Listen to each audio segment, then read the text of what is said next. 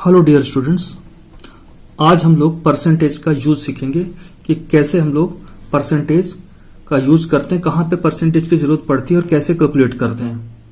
Suppose आपके पास किसी ने कहा कि 450 मार्क्स मिले हैं किसी को 500 में, तो आप उसका परसेंटेज कैलकुलेट करिए। तो कई बार हमसे पूछा जाता है कि परसेंटेज फाइंड करिए, आपको दे दिया जाता है कि इतना मार्क्स मिला हुआ है और आपको कैलकुलेट करके बताना है कि कितना परसेंट हुआ। तो कई बार हम लोग कैलकुलेट नहीं कर पाते हैं, तो हमें पता होना चाहिए कि कैसे परसेंटेज को कैलकुलेट करेंगे। आइए निकालते हैं। जैसे किसी को मार्क्स मिलते हैं 450 आउट ऑफ 500, तो कैसे हम लोग परसेंटेज कैलकुलेट करेंगे।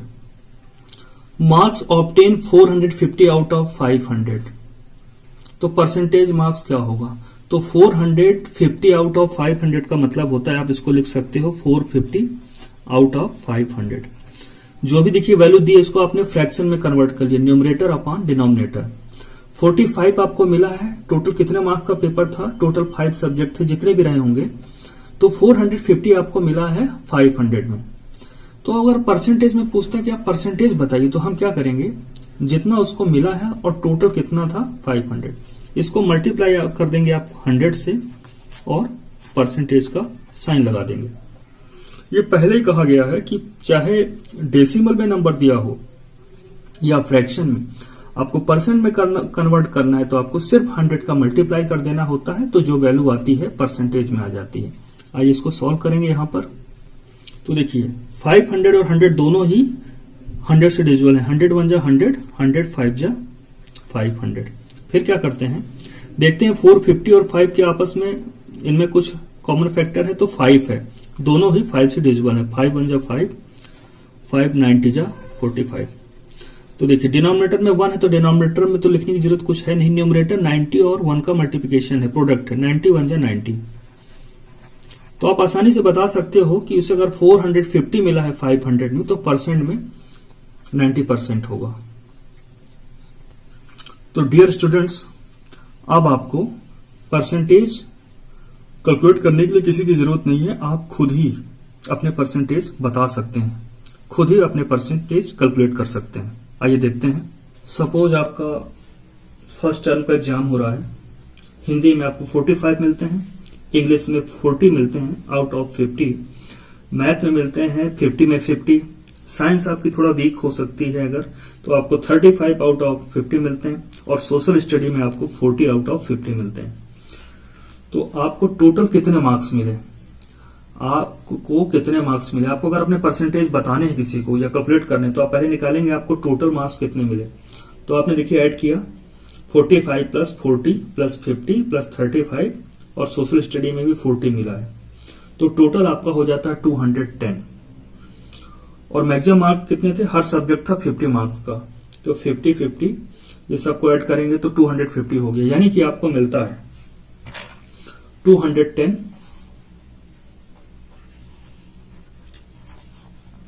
अपॉन 250। आपकी कॉपी में ऐसा लिख के आ जाएगा, मार्कशीट में ऐसा लिखा हुआ रहेगा।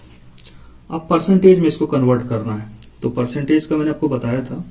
सिर्फ आपको परसेंटेज में कैसे लिखेंगे, परसेंटेज मार्क्स आपके क्या होंगे, सिर्फ आपको 100 का मल्टीप्लाई कर देना है। इसमें 100 का मल्टीप्लाई कर देंगे और परसेंट का साइन लगा दिया जाता है। अब देखिए सॉल्व करेंगे तो आपको कितने परसेंट मिले, एक एग्जाम्पल के थ्रू हम समझने की कोशिश कर रहे हैं। 250 और 100 दोनों ही 50 के टेबल में आते हैं। 52 जा 100, 55 जा 250। अब 210 और 5 दोनों ही का कॉमन फैक्टर क्या है, 5 है, यानी दोनों ही 5 से डिविजिबल हैं। तो जब इसको डिवाइड करेंगे तो यहां पर ये वैल्यू आ जाएगी 5 1 जा 5, 5 42 जा 210। 42 इंटू 10 करेंगे तो क्या आएगा 40, 80, 84%। तो आपको जो सारे सब्जेक्ट के नंबर दिए गए थे आपने टोटल निकाल लिया, टोटल में कितना आपको मिला, total marks obtain in maximum marks. और फिर आपने उसका परसेंटेज निकाल लिया। तो आई होप मुझे समझ में आ रहा है कि अब जो है आप अपने परसेंटेज खुद कैलकुलेट कर सकते हैं, किसी से आपको पूछने की जरूरत नहीं होगी।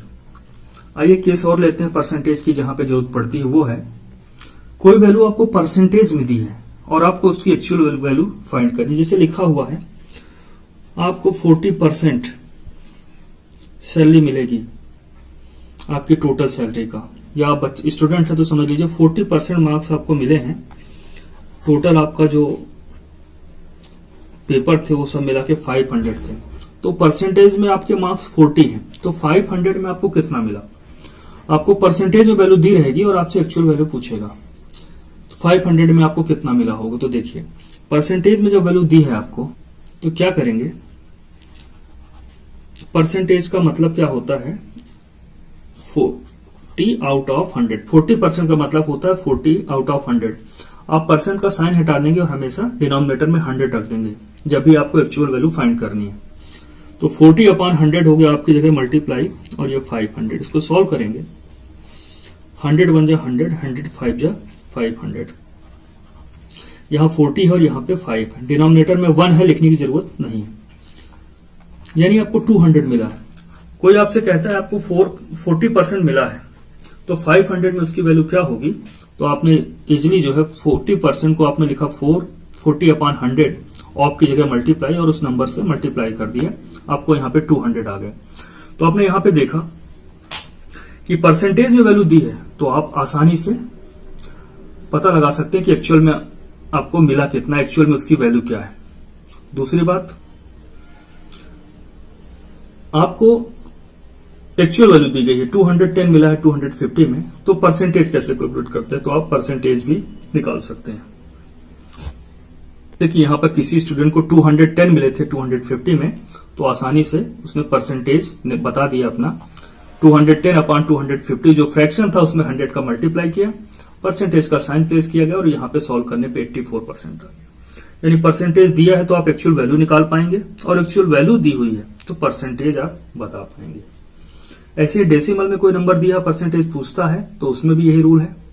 अब डेसिमल का अगर परसेंटेज पूछता है कि 40% मिला हुआ है, तो 0.85 का 40% क्या होगा, तो आप देखेंगे 40% ऑफ 0.85, परसेंट का साइन हटाएंगे 40/100 हो जाएगा, तो परसेंट का साइन हटेगा, डिनोमिनेटर में 100 आ जाएगा, ऑफ की जगह मल्टीप्लाई 0.85।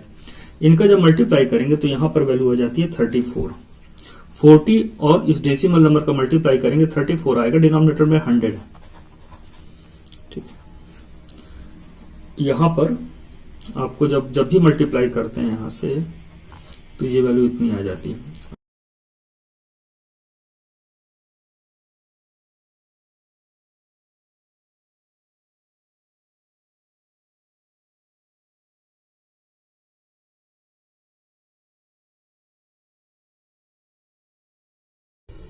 $34 अपॉन 100 मतलब देखिए 2 डिजिट है नीचे, जब 100 होता है तो 2 डेसिमल यानी 2 डिजिट के पहले डेसिमल पॉइंट प्लेस करते हैं। तो 34 में 4 और 3 के पहले ये 4 दिया है, तो 1 2 डिजिट के पहले डेसिमल पॉइंट प्लेस कर देंगे, और होल पार्ट में कुछ नहीं दिया रहता तो 0 लिख देते हैं, यानी कि 40% कितना होगा 0.85 का 0.34।